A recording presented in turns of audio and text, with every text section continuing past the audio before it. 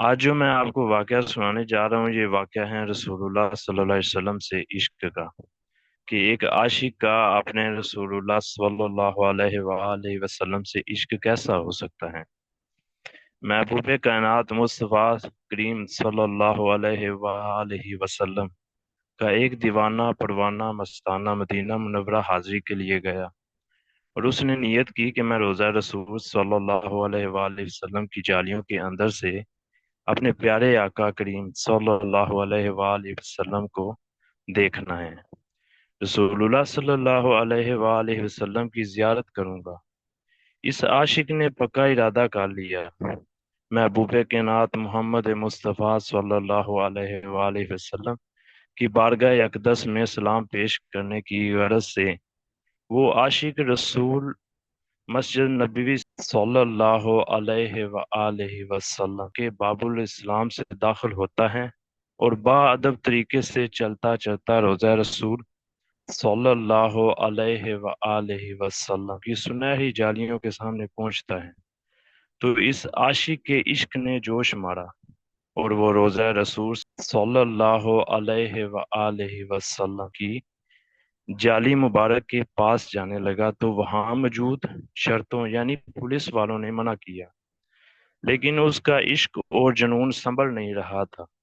وہ پولیس والوں کے منع کرنے کے بعد بھی باب البکی سے باہر نکل آیا، اور وہ بیچارہ باہر سین میں سفید پتھر پر بیٹھا رونے لگا کہ میں نے تو اپنے آقا کریم صلی اللہ علیہ وآلہ وسلم کو سنہری جالیوں میں سے دیکھنا تھا۔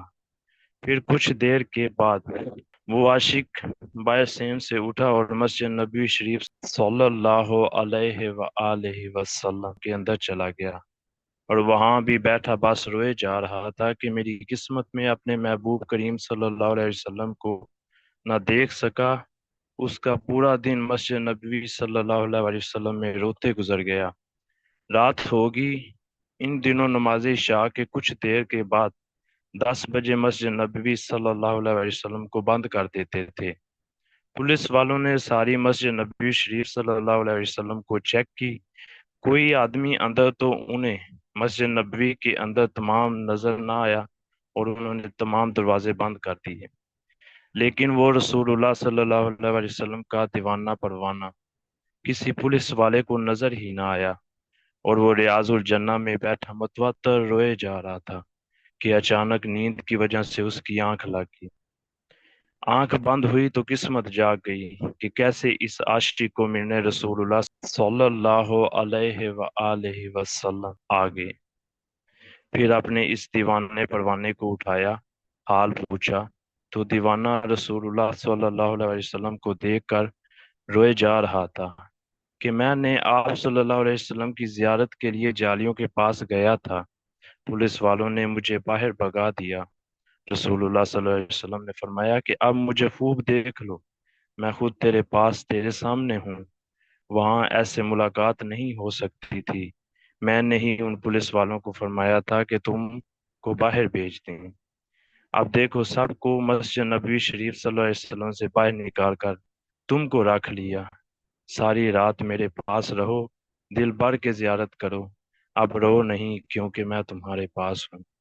اس واقعے سے ہمیں یہ سیکھنے کو ملتا ہے کہ اگر ہم رسول اللہ صلی اللہ علیہ وآلہ وسلم کے روضہ اقدس پر جس نیت کے ساتھ بھی جائیں گے تو رسول اللہ صلی اللہ علیہ وآلہ وسلم ہماری اس خواہش کو جانتے بھی ہیں، اور ہماری اس خواہش کو پورا بھی کریں گے۔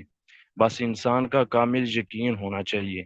یہاں پر اعلیٰ حضرت کا وہ مجھے شعر یاد آتا ہے: تو زندہ ہے واللہ، تو زندہ ہے واللہ، تو زندہ ہے واللہ، تو زندہ ہے واللہ، میری چشم عالم سے چھپ جانے والے، میرے چشم عالم سے چھپ جانے والے۔